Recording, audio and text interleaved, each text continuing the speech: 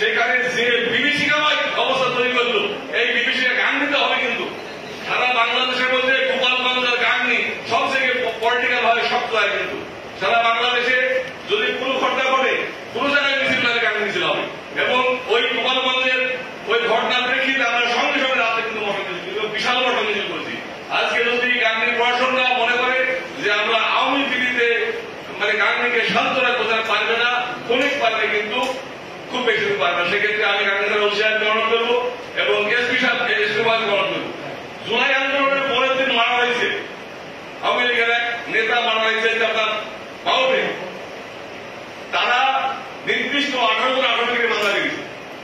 এক দারোগা তার বাড়ি বাড়ি টাকা যাচ্ছে, এই টাকা দেওয়ার অভিযোগে আমি এসপি সাহেবকে বলার পরে 3 দারোগা বদলি হয়।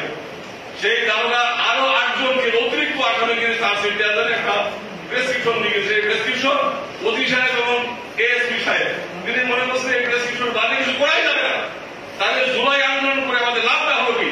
জুলাই আন্দোলন করার পরে আমরা যে ভালো আছি, ভালো থাকবো, সুখে থাকবো, এটাই যদি না থাকতে পারি তো লাভ নেই। সেক্ষেত্রে জুলাইয়ের চেতনাকে যদি ধারণ করতে কেউ না পারেন, গান্ধী উপজেলা পরিষদের এবং উপজেলার যে কোনো অভিযান দয়া করে আপনার এখান থেকে বন্দি নিয়ে যাবেন, এই আশা হাজার সাহেব খুব সংজ্ঞান লোক। সারা বাংলাদেশে আমরা জানি চিটাগাঙ্গের লোক মুক্তি হয়, কুমিল্লার লোক মুক্তি হয়, গোপালগঞ্জের লোক মুক্তি হয়, মেহেরপুর